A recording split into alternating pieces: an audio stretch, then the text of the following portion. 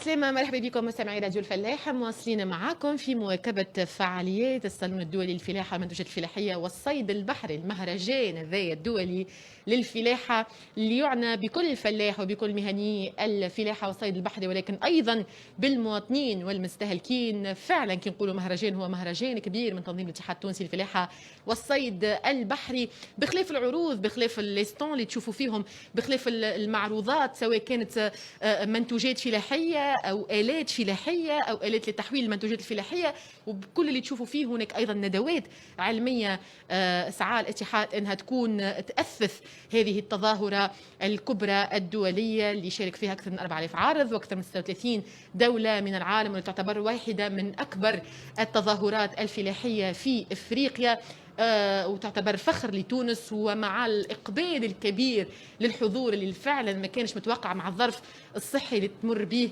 البلاد، لكن صدقا احنا بيدنا كفريق اعلام متفاجئين من الحضور الكبير للمعرض. صدقا شيء يعمل الكيف وشيء يبهج القلب ويخلينا نتفائلوا بغد افضل ان شاء الله للفلاحه التونسيه. احنا باش نحكيو اكثر على الندوات العلميه، وباش نحكيو اكثر على مستقبل الفلاحه، مستقبل هذا المعرض وشنو تاثيره خاصه على القطاع الفلاحي. اليوم هالتظاهرات هذه الكبيره هل تنتهي بانتهاء مدتها؟ يعني احنا المعرض يوفى نهار 31 ان شاء الله، هل مع انتهاء المعرض يوفى هالبهرج والشو الكبير وهالالات المتطوره وهالرقم اللي نشوفوا فيها، ام هل هناك تواصل لمسار كامل اليوم من التطوير ومن الثوره داخل القطاع الفلاحي؟ خليني نستقبل ونرحب بضيفي السيد خالد العراك، مساعد رئيس الاتحاد التونسي للفلاحه والصيد البحري، مكلف بالتخطيط والدراسات. مرحبا بك سي خالد. اهلا، مرحبا رحب. مرحبا. اذا بدايه سي خالد نحكيو شويه ساعه على الندوات العلميه الموجوده اليوم في هذه التظاهره. عدد كبير من الندوات، تقريبا من 10 متاع الصباح ل5 متاع العشيه، تمس كل القطاعات. لو تعطينا نبذه اكبر على هذه التظاهرات. شكرا على الفرصه. فقط انا نحب نوضح حاجه. المحاضرات والنشاط العلمي في الصالون الدولي للفلاحه والآلات الفلاحيه والصيد البحري ما هيش تاثيث، بل هي ركيزة أساسية، هي الركيزة الثانية للمعرض. لأن المعرض عنده زوز أبعاد. عنده البعد الأول هي مسايرة النشاط التكنولوجي والنوفاسيون الموجودة والتطور الموجود في العالم على المستوى الرقمي والتكنولوجي، وعنده جانب آخر وهو استشراف المستقبل. واستشراف المستقبل ما نجم يكون إلا عن طريق النشاط العلمي. وهذا علاش نحن مخصصين فضاء كبير برشا ونشاط كبير في مجال المحاضرات ومجال التقييم العلمي ومجال تقديم التكنولوجيات الجديدة، بما من شأنه أنه يخلي المعرض هذا مش يعتني فقط بالواقع وبما وصلت له الفلاحة في تونس وفي العالم، بل يستشرف المستقبل ويخلي حاجة أخرى للأجيال القادمة إن شاء الله. يعطي قيمة للباحثين، خاصة نحن في العراقيل والصعوبات اللي تواجه الباحثين في كل المجالات في تونس وخاصة في القطاع الفلاحي. نعرفوا هذا سي خالد، وخلينا نأكدوا أيضا أنه المحاضرات والندوات العلمية هذه تقريبا في كل المجالات المتعلقة بالقطاع الفلاحي، الحل، المرأة الفلاحة، الرقمنة، تكنولوجيا الفلاحية الجديدة، يعني في كل المجالات.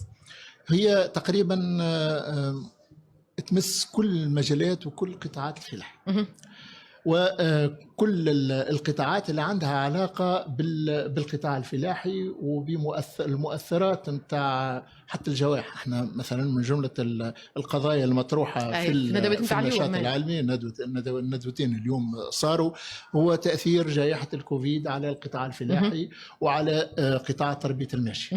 يعني بالنسبة لنا كل ما عنده علاقة من استشراف، كل ما عنده علاقة من دراسة لواقع، كل ما عنده علاقة بدراسة المؤثرات نتاع أي حاجة بما فيها الجوائح، نحن نحاولوا باش ناخذوها بعين الاعتبار. ونحاولوا باش ندرجوها في نشاطنا العلمي. وإن شاء الله نحن نطمح أكثر من هيك. نحن نطمح أن تكون في المعرض الجاي باش تكون ثم جناح علمي منفرد وحده باش ينظم المحاضرات والمداخلات وكل ما عنده علاقة بالنشاط العلمي، ويستقطب الباحثين. وأكيد يستقطب الباحثين ويستقطب نشاط البحث العلمي، لأنه نشاط البحث العلمي عنا سنين تو، ونحن ما احناش ناقصين نشاط في البحث العلمي، ما احناش ناقصين نشاط او محاولات لتجاوز كل الاشكالات اللي عندنا من الناحيه العلميه، ولكن للاسف ما هيش لاقي حظها. نحن نحاولوا في الاتحاد التونسي للفلاحه والصيد البحري، باعتبارنا نحن اللي عافسين على الجمره، واحنا اللي حاسين بمتطلبات القطاع هذايا والفلاح وين يحب يوصل. بحول الله نحاولوا باش تكون عندنا شراكه جيده وثريه بين قطاع البحث العلمي والقطاع الانتاج الفلاحي. نعم. وجمله المحاضرين والمؤسسين لهذه الندوات هما باحثين توانسه ولا من كل انحاء العالم ولا كيفاش بالضبط؟ هو عندنا شركاء اكيد من الخارج. تعرفوا انه المعرض فيه اليوم تقريبا 36 دوله من خارج تونس اللي عارضه في المعرض. عندنا العديد من الشركاء اللي حاولوا باش يقدموا لنا بعض المنتجات نتاعهم على المستوى العلمي وين وصلوا بالتطور في المجال الفلاحي. وهذا فما عديد المواضيع اللي طرحت، وكذلك الباحثين التوانسه والشركات والناس اللي عندها علاقه بالبحث العلمي في تونس، وكذلك عندها علاقه بالبحث حول المؤثرات نتاع كل العوامل سواء كانت الاقتصاديه ولا الامراض ولا الجوائح ولا غيره اللي عندها علاقه بتاثيرها على الفلاحه وتاثيرها على الانتاج الفلاحي. واضحه سي خالد. خلينا تو نحكيو اكثر على ما بعد هذا المعرض. اليوم كما كنا نحكيو معرض فيه يخص كل ما يهم القطاع الفلاحي، ابتداء من الانتاج ومن البذره حتى يكشي للبحث العلمي. نعم. للتحويل، لكل ما له علاقه بالقطاع. اليوم انا كنت سالت سؤال في المقدمه البسيطه اللي عملتها، قلت هل سينتهي هذا المعرض نهار 31 ويتوقف معه كل هذا البهرج اللي نراو فيه اليوم؟ نراو فيه الات عملاقه، الات ضخمه، دي لوجيسيال، برمجه، رقمنه، كل شيء رينا فريمون تونس اخرى ريناها في المعرض. لكن الحقيقه وانت تعرف هذا سي خالد انه الفلاحه التونسيه ما زالت تقليديه، ما زالت بعيده على كل اللي نراو فيه في المعرض هذا. فاليوم شنو هو لابور اللي يعملوا سياماب اليوم باش الفلاحه نراوها في نفس على الاقل المستوى اللي نراو فيه داخل المعرض؟ يعني كما كنت نوضح لك من الاول، لانه وهذاك علاش عملت تعديل يعني في ربما حتى في تعليقك الاول على انه المحاضرات والنشاط العلمي هو ما هوش تأثيث بقدر ما هو أساس من أساسيات اللي اعتمدناها في برمجتنا للصالون وفي تأسيسنا للصالون. دونك وقتنا نحكيو على النشاط العلمي، وقتنا نحكيو على الاستشراف، نحكيو على المستقبل، نحكيو على ما يجب أن تكون فيه فلاحتنا في تونس. دونك الأكيد أنه الواقع الفلاحي في تونس هو واقع ما نحبش نحكي على منطقة تهميش، وإنما نقول أنا واقع حقيقة متردي نتيجة لخيارات، وهذه خيارات سياسية وقلناها وديما نعاودها وما احناش حاشمين باش نقول وراو السبب الأساسي اللي خلى وضعنا الفلاحي هذا هو وعي متدني من الطبقة السياسية وعدم استعداد وعدم إرادة لهذه الطبقة باش يكون للواقع الفلاحي واقع آخر، وباش تكون الفلاحة في موقع آخر في الاقتصاد التونسي. وهذا وأبعد من هكاك، بل لأنه ما مشيناش حتى في مستوى الحد الأدنى من التخطيط اللي ضروري أن يكون موجود باش واقعنا الفلاحي يكون متميز على الواقع اللي احنا نعيش فيه تو. نحن نعيش في واقع على جميع المستويات، على من الجانب التشريعي، من جانب العلمي، بيروقراطية مقيتة.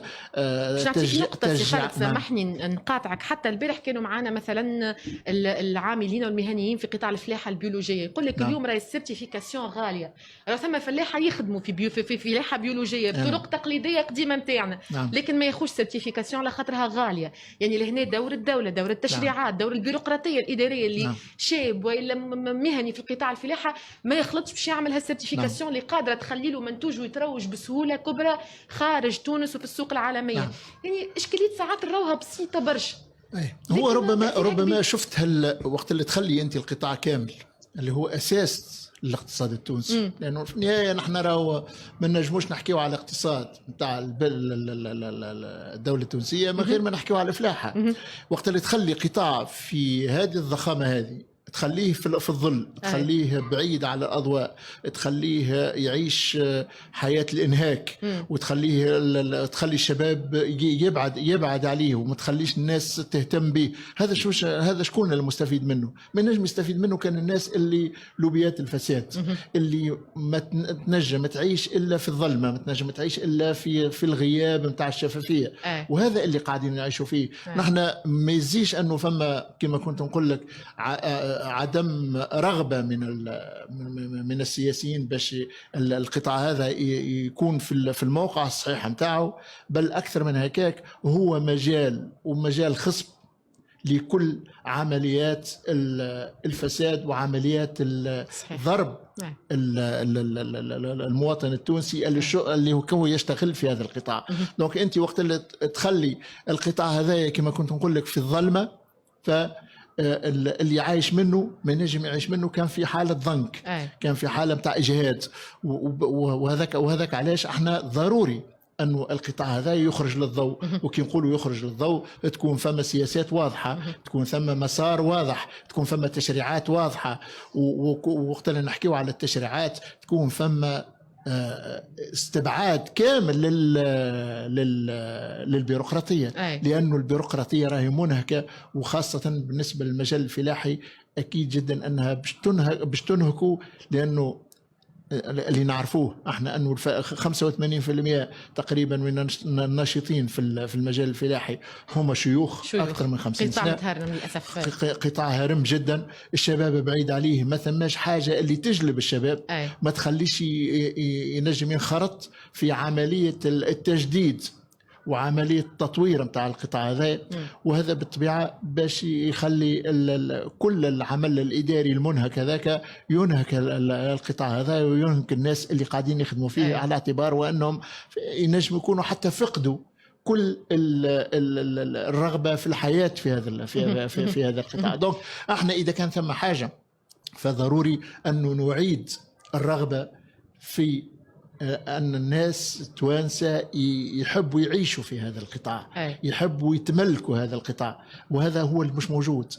دونك احنا اذا كان عندنا حاجه واضحه، وهذا اللي نتوجهوا بها للسياسيين، نتوجهوا بها للناس اللي تحب تصلح، اللي المفروض انهم يغتنموا الفرصه باش يقيموا كل المسارات القديمه ويتجاوزوها ويبعدوا على مسارات الفشل. ضروري انهم يعيروا هذا القطاع الاهتمام اللازم. لابد وانهم ينظروا له نظره استشراف حقيقيه، ينظروا له نظره بعيده على كل ما من شأنه أنه ينهك هذا القطاع وينهك الناس اللي قاعدة تخدم فيه. لأنهم أول شيء حتى من الناحية السياسية، حتى من الناحية العددية، الناس تقريبا فما قرابة 3 ملايين إذا كان مش أكثر من 3 ملايين اللي عندهم علاقة مباشرة بالفلاحة. يعني هذا ينجم يكونوا هم بيدهم حتى خزان انتخابي للناس اللي حب يصلح، ينقذ كل عام في الميزانية القطاع الفلاحي. أكيد. لا أنا نحكي حتى من ناحية شعبوية، نحكي من ناحية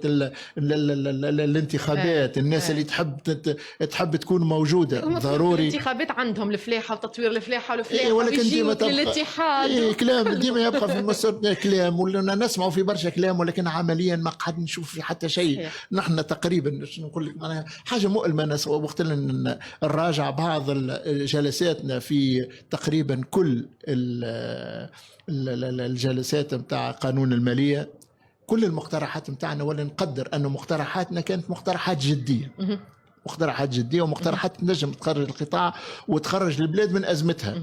رغم ذلك ما يقعش الاستجابة حتى للحد الأدنى، مش للحد الأدنى بل للحد اللي كي تون فير زيرو، معناها ما ثماش.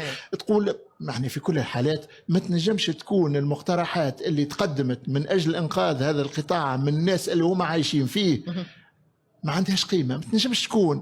يعني إذا كان الإنسان اللي ما عنده حتى علاقة بالقطاع، والإنسان اللي بعيد على هالقطاع، ما يسمعكش وما يحاولش باش يطور، وهو عارف أنه غالبية الضخ نتاع العمله الصعبه في ميزانيه الدوله وفي معناها الحياه الاقتصاديه نتاع البلاد تجي من الفلاحه. ولو كان مش بعض القطاعات الاستراتيجيه اللي قاعده في كل مره تنقذ في الاقتصاد وفي ميزانيه الدوله، وربما راح مشينا راح نهارنا انهيار كامل. ولكن رغم هيك ما تلقى حتى استجابه للحد الادنى على المستوى التشريعي وعلى المستوى العملي دونك انا نقول حتى يا سيدي من باب استفيدوا منا. نحن راهو اكثر من 3 ملايين، اكثرش من هيك، احنا اكثر من 3 ملايين. يا ولدي قال لي باش يقدم لنا يده باش يحاول احنا باش من باب البراغماتي البحث ما حسيت حاجه اخرى. هاد 3 ملايين نستفادوا منهم يا ولدي خذوهم.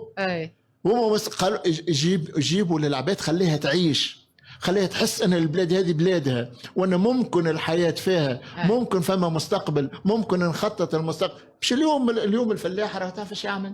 اليوم الفلاح قاعد يلم في سوم الحرق. وهذا مؤلم. هذا من نجم يكون كان ممكن صاحب الارض، معناها صاحب الارض يلم في سوم الحرق لاولاده. ورمزيه الصوره سي خالد، معناها خاطر نعرفوا الارض ديما انتماء، وكي تقول الوطن ديما اصلا في المخيله العامه والمخيله الشعريه والمخيله الشعبيه، حتى كي تقول الوطن تقول الارض، تقول الزيتونه، تقول النخله، تقول يعني اليوم الفلاح يخدم في ارضه من اجل انه يلم سوم الحرق لولده. البحار اليوم يعطي في فلوكته، يلقى روحه مضطر باش يخلي ولده يغض الطرف على ولده باش يحرق بفلوكه. يعني فما حوايج قاعده تصير في البلاد ما هيش معقوله. الا الخروج منها راهو ما سالش منه، مش صعيب، ما يستحقش معجزه. يكفي اراده، يكفي انك تحس بان العباد هذوك راهم هذوك هو شعبك، هذوك هم الناس اللي قاعد تخدم فيهم. ما قلنا لكش ما تستفيدش، استفاد، ولكن خلي ما تنجم تستفيد الا ما يستفاد هذا الشعب المسكين. صحيح. الا ما تخليه هو يوقف، الا ما تخليه ينجم ياكل، باش هو ينجم يوكلك، باش هو ينجم يخليك تقعد على كرسيك، باش ما تقولش تقعد على كتافه. الخبز هذه المعادله الصعيبه. يعني في النهايه نحن الناس طالب بالخبز صحيح، ولكن طالبنا بالكرامه. اذا كان الكرامه هذه ما هيش قادر باش انا نوفر لك في الخبز والفلاح، وهذا قاعد نشوف. اعطيني الكلام. يعني تقريبا في كل الازمات اللي مرت بها البلاد، مش من تو، من سنين متعدده، اللي حقق استقلال البلاد، واللي حقق العزه نتاع البلاد، واللي حقق الصمود والصيانه نتاع البلاد هم الفلاحين. لان الفلاحين هم اللي حاطين ساقيهم على الارض، وهم اللي قاعدين يوفروا في قوت الناس. يعني اذا كان العباد هذوما الصف الاول نتاع الجنود نتاعك، لانه الفلاح راهو تحب ولا تكره، احنا مع انه راهو صحيح نحكيو على امن ونحكيو على الجيش ولكن لولا الفلاح لا ينجم تتحقق لا الامن ولا تنجم تحقق لا استقرار ولا حتى شيء، لانه الفلاح هو اللي يحقق القوت. وانت ويحقق لك الامن القومي من خلال السياده الغذائيه اذا كان احنا في كتابنا ربي سبحانه وتعالى يقول وآمنهم من خوف، أطعمهم من جوع وآمنهم من خوف. يعني هذوم الزوز حوايج. الجوع راهو من بعد اذا كان الناس قبل السلامه الجسديه، اذا كان الناس هذوما ما عادش قادرين، اذا كان الشعب ما عادش قادر باش ياكل، ما عادش قادر باش يحس بطمأنينه على قوته، فاي طرف اخر غير قادر باش يحقق له الامن نتاعو. وهذاك علاش راهو الجنود الاصليين الاولين اللي شادين الصف الاول واللي يحميوا فيها البلاد، وهم راهم الفلاحه، هم راهم البحاره، هم الناس اللي قاعدين يجيبوا في قوت الناس. دونك المفروض انه هذوما نحاولوا باش نحافظوا عليهم. عندنا مجال كبير باش ننقذ اقتصادنا، عندنا مجال كبير باش نطوروه، عندنا مجال كبير باش نخرجوا من الوضعيه هذه عبر الفلاح. وهذا نذكروا حتى سي خالد انه حتى خلال الجائحه كل صادرات القطاعات الكل تراجعت الا الفلاحه ارتفعت بنسبه 12% حسب المعهد الوطني للاحصاء. هذا معناه مش من عندنا طبعا لانه ما عندناش مجال اخر نتاع انتاج حقيقي الا ينقذك في كل مره في كل موسم تلقى يا ينقذك الزيتون يا تنقذك الدقله يا ينقذك تشوف معناها انا ننقذك وننتج، من بعد نجي نبيع لك القمح بشطر السوم نتاع الكور مونديال في العالم يتباع في 145 دينار تقريبا، ونحن في تونس لهنا نبيعوا فيه ب 80 و 85 دينار. علاش انت تمشي تستورد قمح ب 145 دينار القنطار، وقت اللي الفلاح نتاعك كيف ينتجوا تعطيك 85؟ علاش تلقى روحك تمشي تعمل في توريد عشوائي اللي هو شكل من اشكال الفساد المطلق اللي غبي اللي ما عندوش حتى تفسير، وتمشي تجيب بدون الحليب دينار و800 وقت اللي انت تشري في الحليب ما عند الفلاح التونسي بدينار. يعني فما حوايج ماهيش معقوله، فما حوايج غريبه. نقطة استفهام بالحق ماناش فاهمين علاش. نقطة استفهام علاش هذا الكل ما احناش فاهمينه، بالرغم انه كل مرة وين تصير اشكال نقولوا هاي الوضعية، هاو كيفاش نجموا نعملوا، هاو كيفاش نجموا نتجاوزوا، وسهلة برشا. يعني نهار اللي جاتنا احنا الصابة الكبيرة بتاع الزيت، كنا اكثر واحد خاسر هو الفلاح. اكثر واحد خاسر هو الفلاح. المتضرر الرئيسي هو المنتج اللي حاول باش ينتج صابة قياسية. صحيح رب سبحانه وتعالى الطبيعة عطاتنا ولكن راهو فما ناس، فما رجال، فما نساء هم اللي جابوا عناية سنوية. شكون اللي تضرر؟ شكون اللي تضرر؟ هم اللي تضرر. يعني انت تشوف في اسعار عالمية طالعه السماء، وتشوف في اسعار ياخذوا فيها الناس العلم الله ومن بعد يمشوا يصدروها بطرق معناها ما ترضي حد. المفروض هذه تسمى مش ابتزاز، لا هذه سرقه.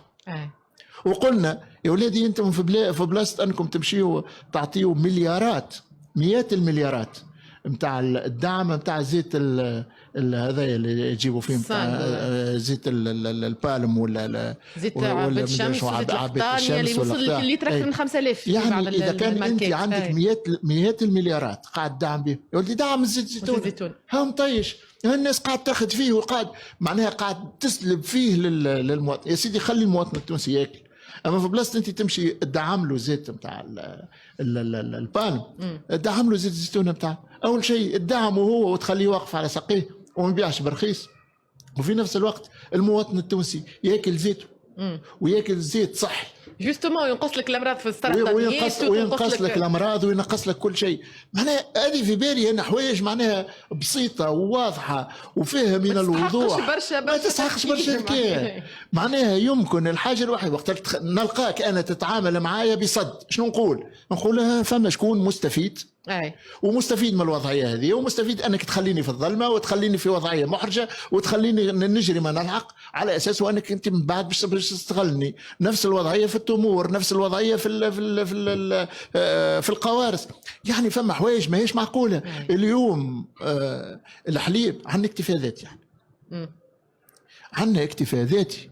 الاصل انه الفلاح هو اللي فكر في التصدير بتاع الحليب، ما يفكرش في التصدير، ما يفكرش في التجفيف، وما يفكرش هو ينتج. المفروض الدولة هي اللي بالانتاج، هو مش فينا نجم يفكر في علاش ما فماش خيارات في الاتجاه هذا؟ ما عندناش تجفيف. سي خالد زاده عندنا معمل صغير، الدولة ما هيش قاعد تعطي فيه في الوحدة في المنحة نتاعو اكثرش من هيك، معناها مبركته.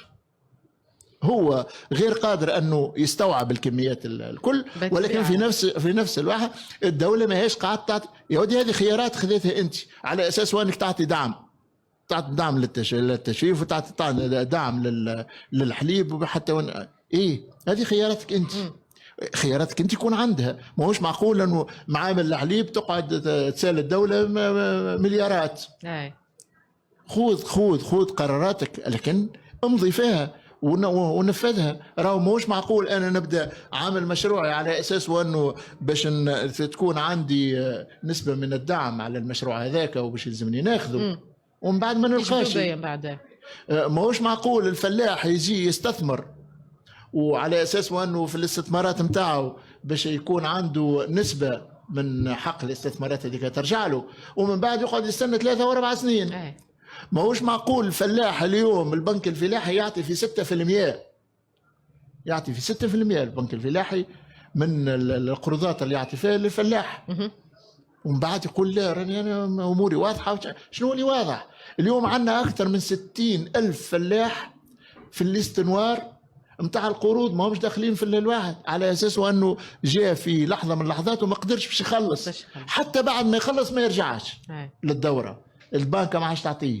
يعني هذا الكل المفروض انه الناس القائمين على سياسه البلاد يحاولوا باش يتفطنوا لها، وهذه دعوه من انسان يا ولدي يحبهم ينجحوا. صدقني انا ما عنديش حتى اشكال مع حتى انسان، وفي الاتحاد نحن ما عندنا حتى اشكال مع اي كان باش ينجح. يا سيدي وصلك الشعب، مرحبا بيك، احنا معاك ونحب نعاونوك ومستعدين نقدموا لك المقترحات الكل ومستعدين نخدموا، ولكن حاول تلفت لنا باش تتلافت للناس اللي قاعدين يسندوا فيك، الناس اللي قاعدين يجيبوا لك هما في القوت باش انت تنجم تقعد على كرسي. هذا هو المطلوب مش اكثر منه. سي خالد، هي فرصه اليوم باش نحكيو على واقع القطاع الفلاحي، لكن ايضا في المقابل فرصه خلينا نعطيو شويه بصيص نتاع امل، لانه حتى ممكن شباب اللي يتفرجوا فينا توا يسمع المشاكل هذه نتاع القطاع يخاف ويوهق حتى يكون ماشي الاستثمار يجبد روحه. اليوم اللي قاعدين نلبسوا فيه في المعرض على الاقل على مستوى شخصي، كي ندور شويه في المعرض نلقى ثم نسبه كبيره من الشباب قاعدين يدوروا، صحيح. اللي ممكن كنت نتوقع انه باش يكونوا شويه كبار السن، على خاطر الفلاحه ديما متعلقه بالفئه الكبار شويه في العمر. صحيح. لكن فعلا قاعده نرى في الشباب، وقاعدين خاصه في جانب الالات نتاع التحويل، نتاع تحويل المنتجات الفلاحيه، سواء استخراج زيوت من البذور ومن الاعشاب ومن الاوراق، ولا تجفيف الحليب ولا تجفيف النباتات. قاعده في برشا شباب يسالوا ويحبوا يمشيوا فيه المجال التثمين المنتوجات الفلاحيه، لانه احنا فلاحنا ينتج ونصدروا، تعرف حتى التصدير نصدروا ان فراك سون فالور اجوتي، من غير حتى اسمنا. في بعض الاحيان زيتنا يمشي ويخرج بتيكت اسبانيا وايطاليا وغيره. فاليوم هالتثمين اللي قاعد يسعى له الشباب كيفاش تراه؟ هل ترى انه ثم بوادر امل رغم هل حكينا هذا الكل؟ ثم بصيص امل اليوم يحملوا الشباب؟ كي ترى الشباب يدور في ليستون ويسال وانتم شكون وذوكم شكون وعلاش الزراعه هذه وعلاش الاله هذه وهذه قداش تعصر وهذه قداش تعطي روندمون، تحس انه رانا مازلنا صامدين ومازلنا باش نكملوا، ومازال الارض هذيا باش تعطي وولادها ان شاء الله باش يوقفوها باش يهزوها على الرؤوس. بحول الله ان شاء الله الامل يكون قائم، وهذا انا ما نشكش فيه، لانه الياس راهو ماهوش من طبيعتنا، مش من ايماننا، مش من راحتنا. احنا ما نجموش نكونوا ناس يأسين، هذا أكيد. الشباب راهو تواق للمستقبل، الشباب تواق للإنوفاسيون، للخلق، كل ما عنده علاقة بالتطور الشباب تواق ليه. كل وين تشوف فما حاجة فيها تطور، فيها حاجة جديدة، شوفها تلقاه وراها الشباب. يعني هذه مسألة راهي مسألة مفروغ منها، مسألة طبيعية. كل ما عنده علاقة بالتطور راهو الأصل أنه الشباب هو اللي قريب لها، الشباب هو اللي وراها. ودونك وهذاك علاش أنا قلت لك راهو صعيب ياسر. ما نجموش نكونوا متشائمين، نجم نكونوا ناس نقولوا راهو هاي وضعيتنا نعرفوا واقعنا، ولكن مش من باب التشاؤم، مش من باب اليأس. لا، ما نجموش نكونوا ياسر، لأن البلاد هذه راهي نحبوها أكثر من نحب رواحنا. وهذاك علاش ما نجموش نكونوا متشائمين وما نجموش نكونوا يائسين. نحن نعرفوا ان بلادنا حكمها الاستعمار قداش من عهد، ولكن رغم هكاك صبرنا واستقلينا، صبرنا وخرجنا وحكمنا رواحنا. اليوم نحن نحكموا في رواحنا. كل من نحاولوا باش نعملوه نقولوا لولاد بلادنا الموجودين واللي هم قاعدين شادين بدواليب البلاد، راهو البلاد هذه تستاهل برشا خير. راهي تستاهل باش تمدوا لها ايديكم، راهي تستاهل باش تفكروا فيها، راهي تستاهل باش تحلوا وذنيكم وتسمعوا الناس شنو قاعدين يقولوا لكم. تستاهل باش شبابكم تسمعوه. الشباب هذا راهو في حاجه انكم تسمعوه، في حاجه انكم تعطيوه مجال باش يفكر، تعطيوه مجال باش يفعل، تعطيوه دونك انت عندك الاراضي الدوله 100,000 هكتارات.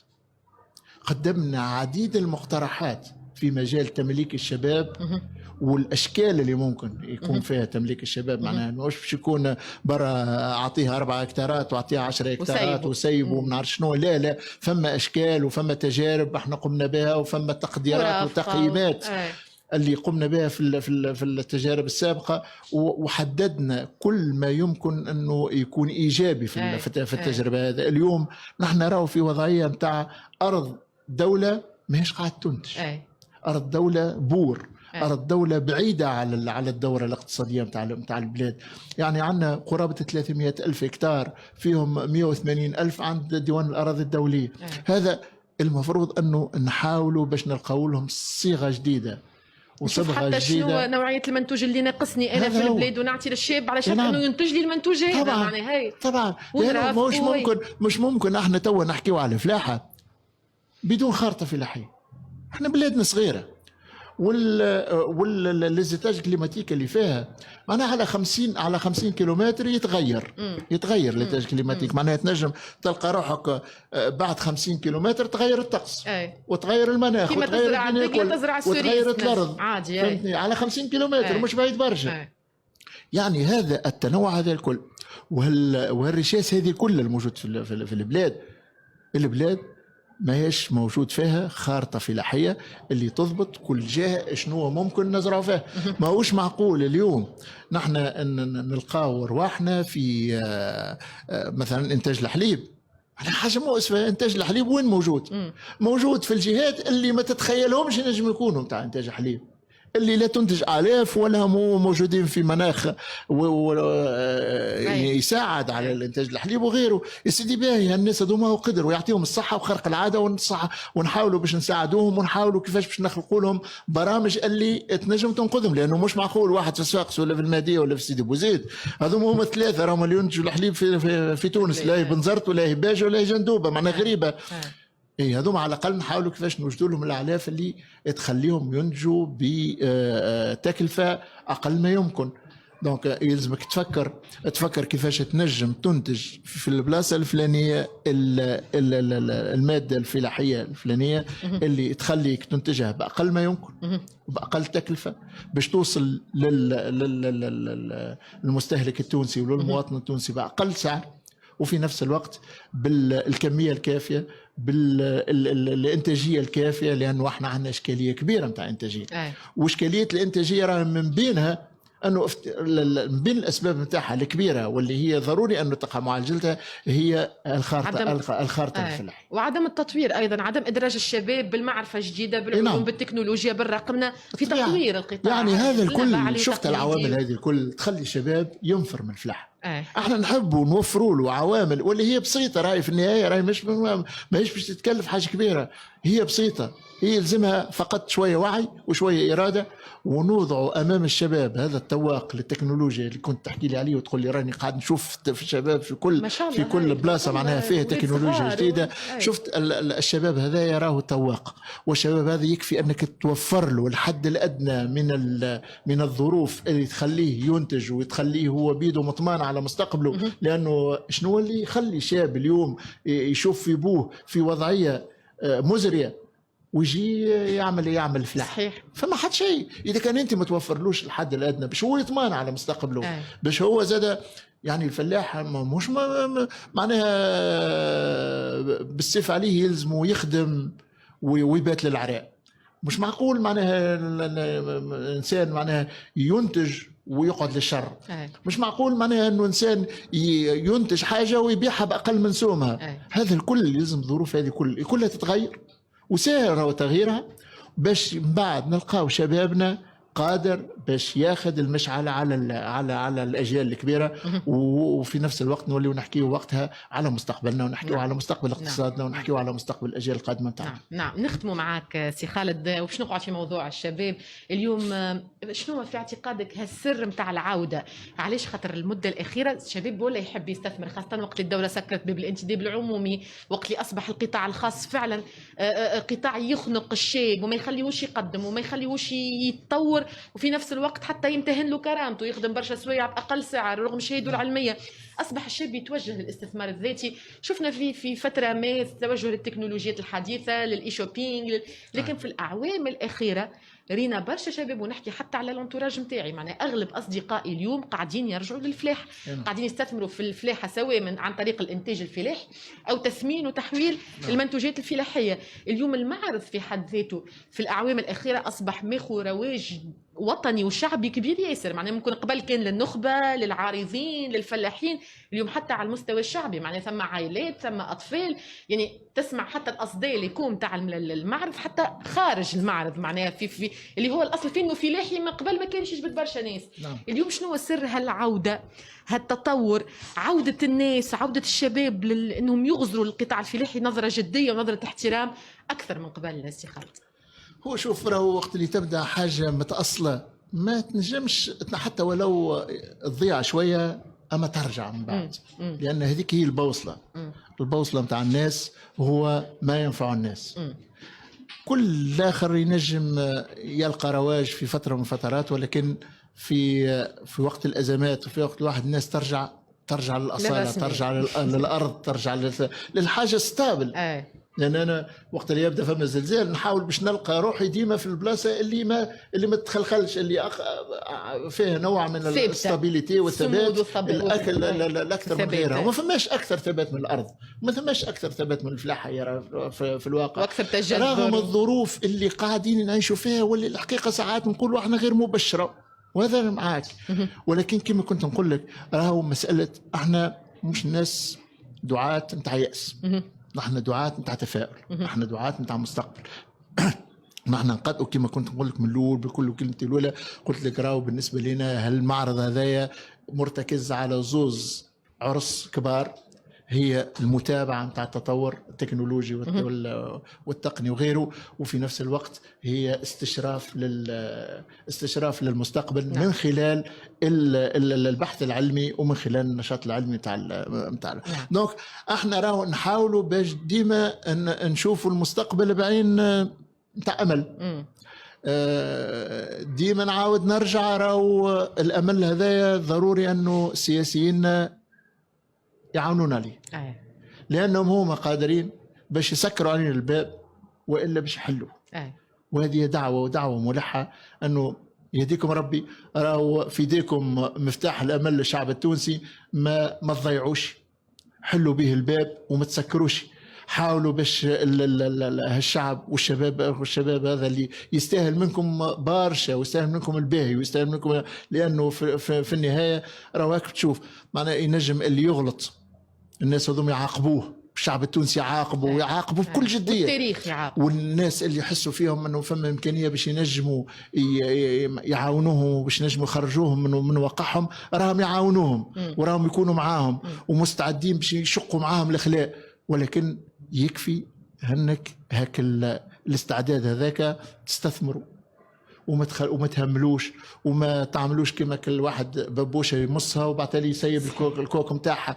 دونك كونوا ايجابيين كما الشعب هذا ايجابي معاكم. ان شاء الله سي خالد تكون رسالتك وصلت كما كل مره نتمنى، رسائلنا توصل تتجاوز الاسماع، تمس القلوب والبصائر نتاع المسؤولين. اليوم ديما نرجع نقولوا انه الفلاحه هي الحل، الفلاحه هي العماد، هي العمود الفقري مش فقط نتاع الاقتصاد، نتاع الانتماء لهذا الوطن، نتاع التجذر في هذا الوطن. احنا مواصلين معاكم ان شاء الله في التغطيه، والمعرض ان شاء الله مستمر لحدود 31 نوفمبر. خليكم معنا. مرحبا بكل زوار معرض سياماب 2021، مرحبا بكم ايضا مستمعينا. شكرا لكم على حسن الاستماع. كان معنا الاستاذ خالد العراك مساعد رئيس الاتحاد التونسي للفلاحه والصيد البحري مكلف بالتخطيط والدراسات. مواصلين معنا.